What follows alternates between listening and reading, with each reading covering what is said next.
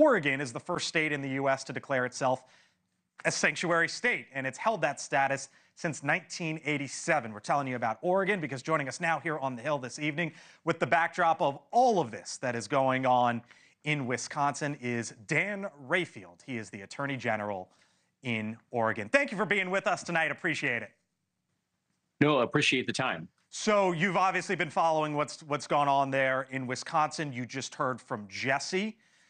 What is your reaction to what you heard there from Jesse, and what is your read of the situation tonight? Yeah, obviously it's very fact determinative, and in a lot of the stuff that I have seen, I haven't looked at the charging documents or anything like that. So it's very factually dependent, right? And I think the one thing that is true, that it doesn't matter whether you're the president of the United States, it doesn't matter whether you are just a member of the community, you do have to follow the laws in our country. And so in this space, I think it's going to be very interesting to see whether the facts as outlined by the U.S. government are actually accurate. And I think that's going to be what's really telling under these circumstances. Does this all come down to the idea of impeding, as Jesse laid out, as you see it?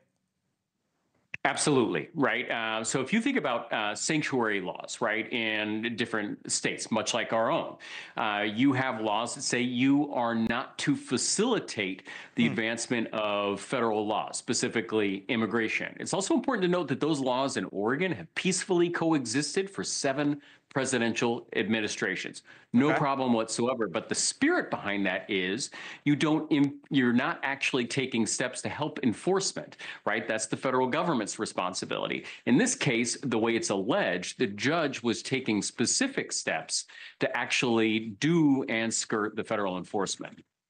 I was reading about the sanctuary status in your state. It says, it is against the law for state and local law enforcement or public agencies to participate directly or indirectly in immigration enforcement without a judicial warrant. It sounds like the folks here sort of followed all that.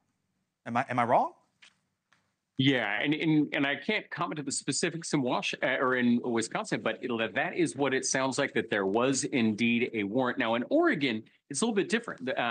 So what it would be is if they were trying to get access to various information in Oregon, we're not going to use state resources to do that. However, if the federal government were to obtain a lawful warrant compelling us to do that, then we would comply under state law. And the purpose of that is public safety, right? What we want is our immigrant communities, even legal residents who can be put into a state of fear based upon the Trump administration's actions. We want them going and talking to law enforcement about crimes that are going on in the community, because we really want to focus on improving safety in our communities. And the federal government can enforce federal laws.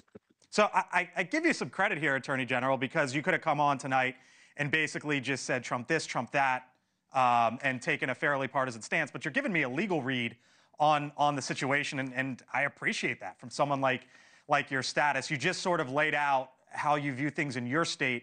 I wonder if you feel that this case sort of hurts your arguments as to why you believe that there should be sanctuary status.